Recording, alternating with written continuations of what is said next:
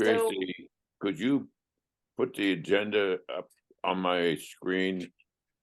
I think Patty Stevenson is going to take care of that, Wayne. Okay,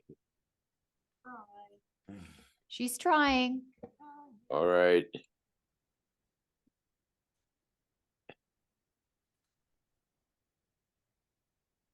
there you go. Do you need to see the policies then, Wayne? Yeah, I'm here. Call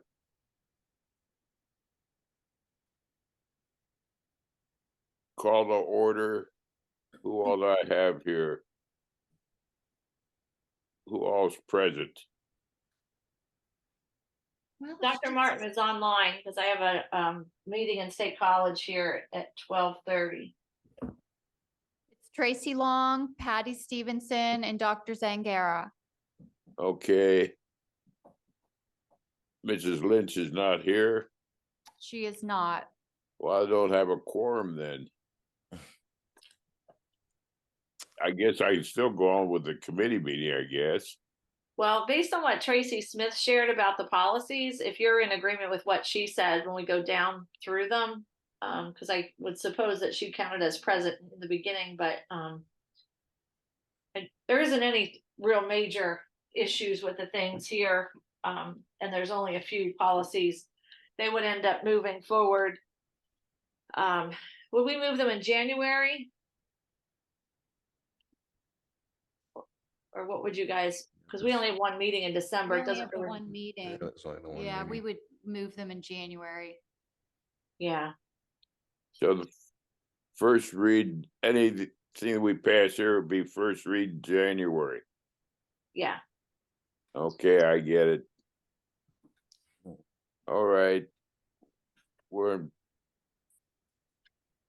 am I here? Well, the sexual harassment one I spoke to already. Honestly, the policy that was in our policy manual is more up to date than the most recent one the board passed, which is why PSBA will not move it into our policy manual. So what we're recommending to do is just reapprove policy 104 as is in the policy manual and mark it as a review. Okay, And then no disagreement with myself, so we move that on to first read in January. Policy, what's next? the next 115? You got it. Career and technical education. There are no suggested changes from PSBA. Everything in this policy is aligned with PA school code, and we're not recommending any changes, just a review. Okay, agreed. On to number policy 116, tutoring. This is the same story as 115. We have no changes to the policy. There are no requested updates from PSBA, and we're recommending a cyclical review of this only. Agreed. Let's go on to number 117, homebound instruction. The only change that we have in homebound instruction was recommended by Christina Manning, Director of Pupil Services.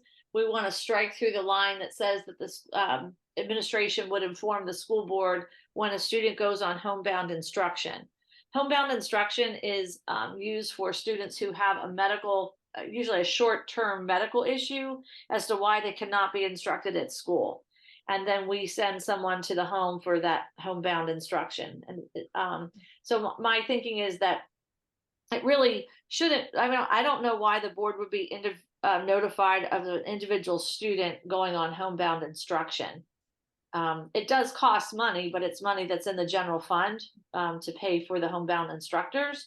But I also worry about the risk of too many questions being asked by board members and public meetings. And in such a small community, it's not very uncommon for people to know if somebody, who it would be on homebound instruction based on certain factors and issues. So while I don't think it would be a violation of FERPA to let you know, I think it increases the risk of a FERPA violation happening.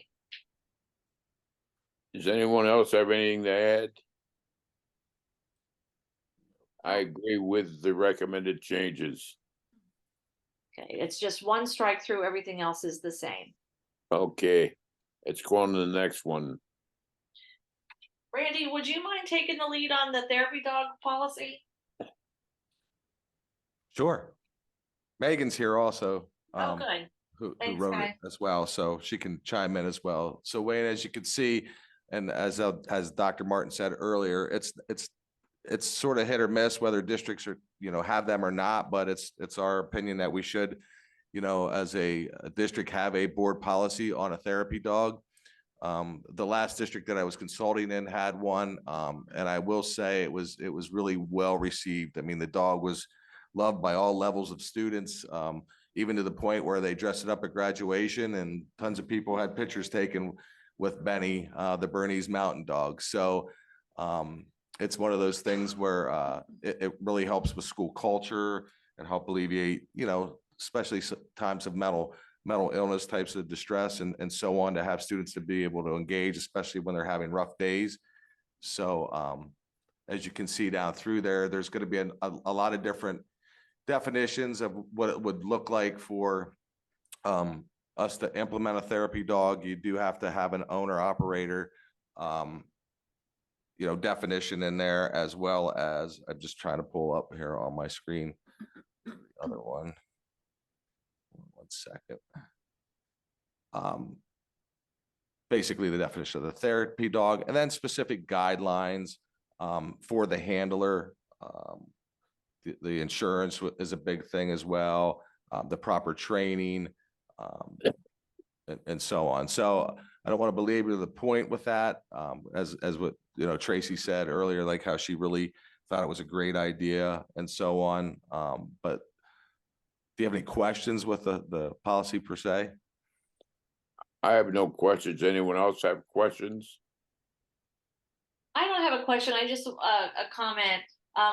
The local handler that approached our administrative team about this is it's someone who lives locally in our district, as a retired teacher, and is highly respected. And so I feel like supporting this initiative is something that would benefit many students and staff members in the immediate and in the future.